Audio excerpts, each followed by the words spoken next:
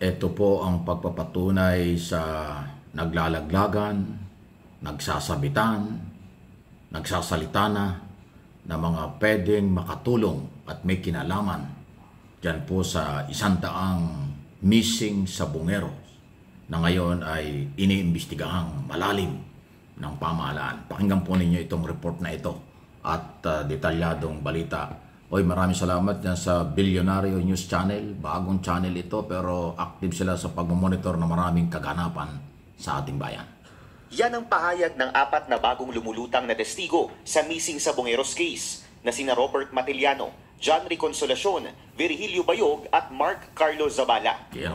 Takot po kami dahil pinagbantaan po kami dahil at sinabihan po kami na umalis na po kami para hindi kami madamay. Kasama ang 4 sa 6 na security personnel ng Manila Arena na nakasuhan 2 taon na ang nakararaan.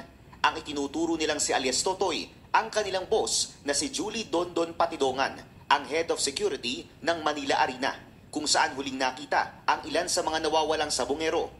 Kilala niyo ba ng personal si alias Totoy? Opo, siya po yung head ng security namin po. Julie Aguilar Patidongan po.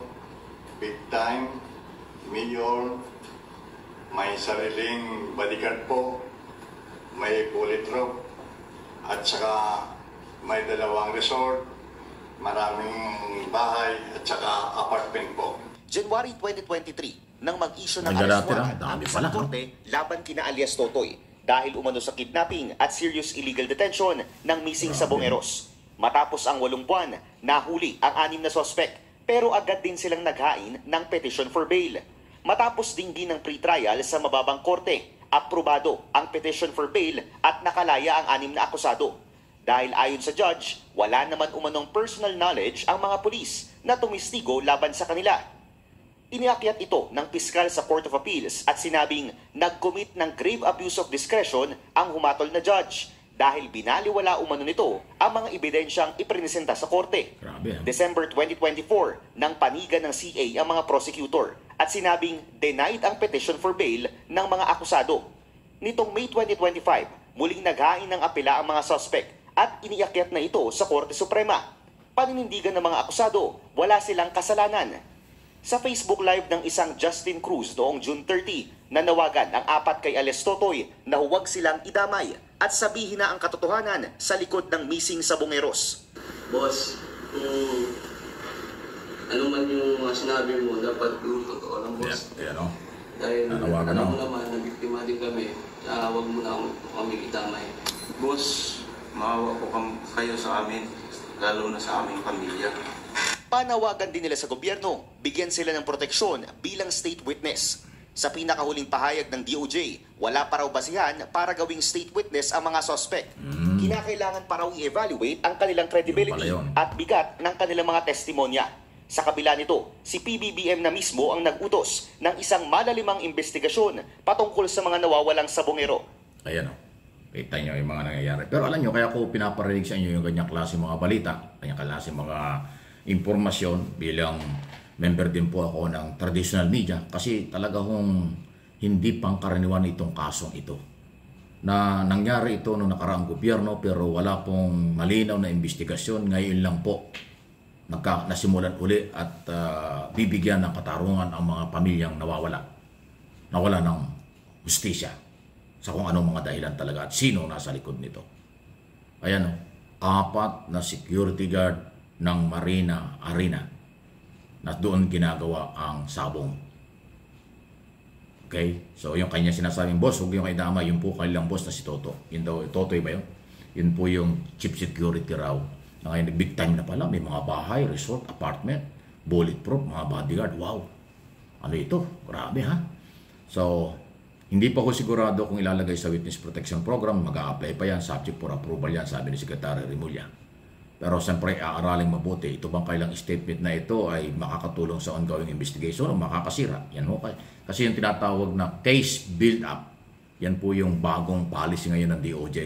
Hindi yung basta pag may reklamo, file ang kaso, tapos na-dismiss, lack of evidence. Ngayon po, hindi.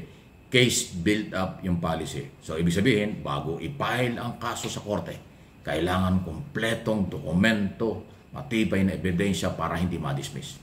Kaya napakaganda po yung ginawa ni Boying Remulla, yung tinatawag nga na siguraduhin, case build-up, palalimin ang investigasyon, hanapan ng kaukulang dokumento magpapatunay para hindi ma-dismiss. So kaya yung pagtanggap kong testigo o ilagay sa Witness Protection Program, under evaluation yan. Yan ang tamang proseso.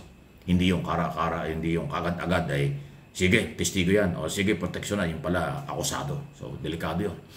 Pero ang magandang balita po dyan, mga kaibigan, pagka ganitong nagsasalita yung mga posibleng pagkunan ng idea, nagkakaroon ng malawak na idea rin ang mga investigador kung sino ang mga posibleng nasa likod nito. Dahil itong impormasyon mula dun sa chief security at itong 4 na mga tauhan niya ng mga security, malaking bagay po yan. Kasi alam nila yung operation doon noong mga panahon yun.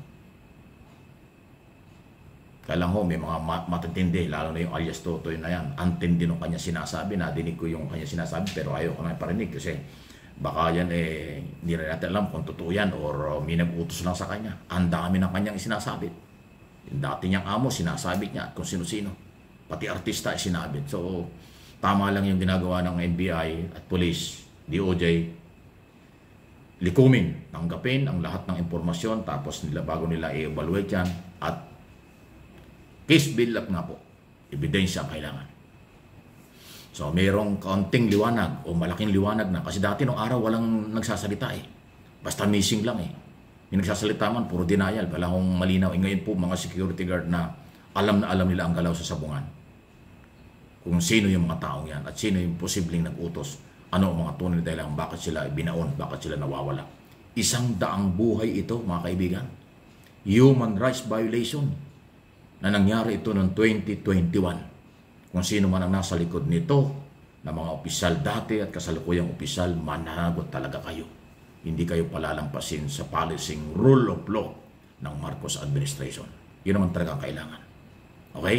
Ngayon, maraming suspect, maraming nagsasalita. Ang trabaho naman namin sa media at sa social media na katulad ng ginagawa ko, iparating sa inyo ang mga update. Nasa inyo na po yung mga nanonood, nakikinig kung saan kayo maniniwala. Pero huwag tayong magmamadali.